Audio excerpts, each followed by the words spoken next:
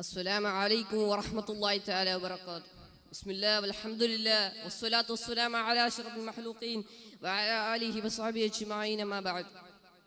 പ്രിയപ്പെട്ട ഉസ്താദുമാരെ, പ്രിയപ്പെട്ട സാദാത്യങ്ങളെ, വിധികർത്താക്കളെ, ഈ സാദാത്ത് വെസ്റ്റിന്റെ ഈ ഒരു മഹത്തായ വേദിയിൽ എനിക്ക് പറയാൻ കിട്ടിയ വിഷയം എന്നുള്ളത് ദാരിദ്ര്യ നിർമ്മാർജ്ജനം, ഇസ്ലാം മുന്നോട്ട് വെക്കുന്ന വഴികൾ. ഒരു സമൂഹത്തിൽ നിന്ന് ദാരിദ്ര്യത്തെ നീക്കം ചെയ്യുക എന്നുള്ളത് അതൊരു വലിയ ചലനമാണ്.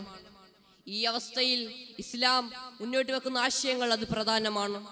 ആദ്യമായി തന്നെ ഇസ്ലാം പറയുന്നത് സക്കാത്താണ്.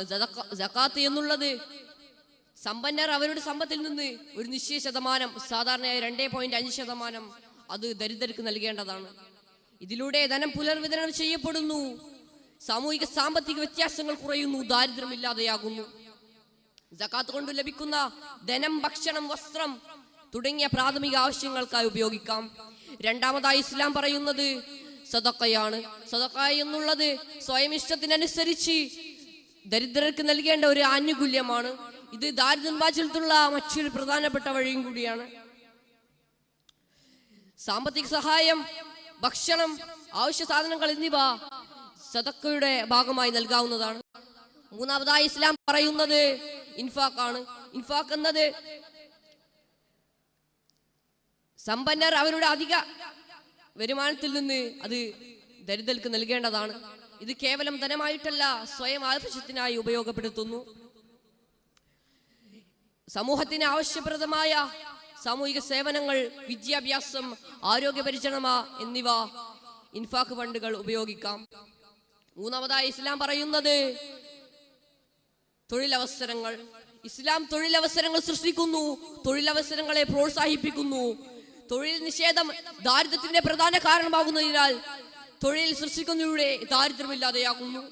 അപ്പോൾ ദരിദ്രരുടെ സാമ്പത്തിക നിലവാരം മെച്ചപ്പെടുത്തുന്നു.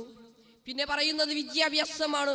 വിദ്യാഭ്യാസത്തിന് ഇസ്ലാം നല്ല പ്രാധാന്യം കൊടുത്തിട്ടുണ്ട്. ഖുർആനിൽ തന്നെ ആദ്യമായി പറഞ്ഞത് വിദ്യാഭ്യാസത്തെ കുറിച്ചാണ്.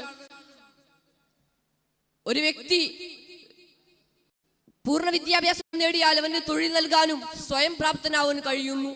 ഇതിലൂടെ ദാരിദ്ര്യം ഇല്ലാതാക്കാനുള്ള ശക്തമായ ആയുധങ്ങളിൽ ഒന്നാണ് വിദ്യാഭ്യാസം എന്ന് നമുക്ക് തെളിയിക്കാം. ഇപ്പോൾ ലോകത്തിൽ തന്നെ കുറെ സ്ഥലത്ത് വിദ്യാഭ്യാസമില്ല, ബുക്ക് പോലും കുട്ടികൾ കണ്ടിട്ടില്ല, വിദ്യാഭ്യാസം എന്തെന്ന് തന്നെ അറിയൂല. ഇത് പഠിക്കാനുള്ള അവസരങ്ങൾ ഈ സമൂഹം ഒരുങ്ങിക്കൊടുക്കുന്നില്ല. അത് ഉണ്ടാവട്ടെ എന്ന് നമുക്ക് പ്രാർത്ഥിക്കാം. പിന്നെ പറയാനുള്ളത് വരും തലമുറക്ക്